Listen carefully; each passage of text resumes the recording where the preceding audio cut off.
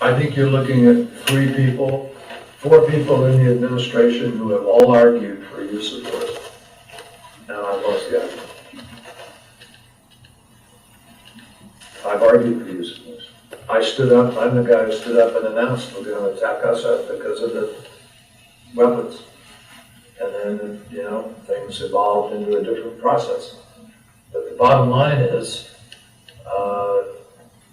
that the Congress refused even to vote to allow that. Well, the problem is the Russians don't care about international law, and we do.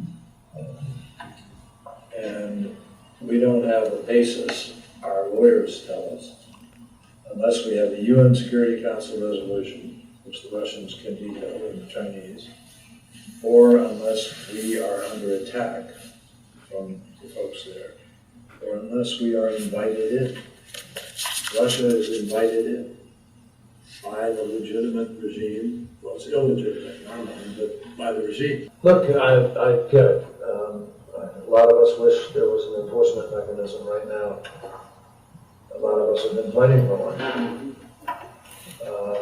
But we don't have one right now in that sense, so we're trying to pursue the diplomacy. And I understand it's frustrating. You have nobody more frustrated than we are.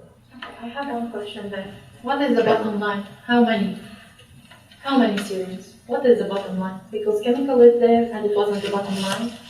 Hospitals, it was the title. You mean the red line? Yeah, no, what is the end of it? What we can do and it be?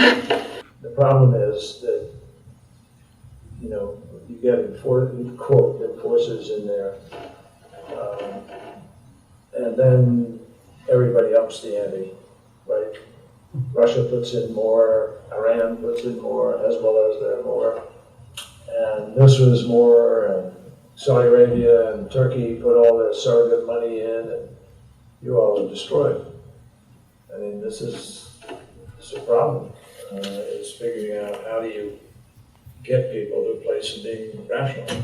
We've been fighting. How many wars have we been fighting? We've been fighting in Afghanistan, we've been fighting in Iraq, we've been fighting, you know, in the region for 14 years. And a lot of Americans don't believe that we should be fighting and sending young Americans over to die in another country. That's the problem.